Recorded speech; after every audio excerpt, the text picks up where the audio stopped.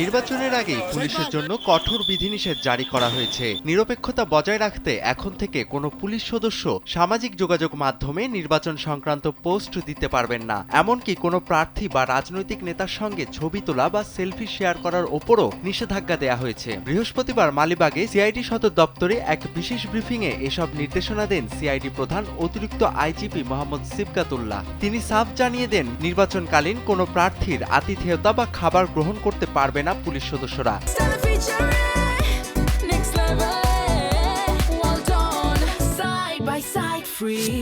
দায়িত্বরত অবস্থায় নিজের খাবার ও প্রয়োজনীয় সরঞ্জামের ব্যবস্থা তাদের নিজেদেরই করতে হবে। কোনো প্রকার ব্যক্তিগত সুবিধা গ্রহণ করলে তা অপেশাদার আচরণ হিসেবে গণ্য হবে। সিআইডি প্রধান আরও জানান, নির্বাচনের সুষ্ঠু পরিবেশ নিশ্চিতে প্রতিটি সদস্যকে বিশেষ প্রশিক্ষণ দেয়া হয়েছে।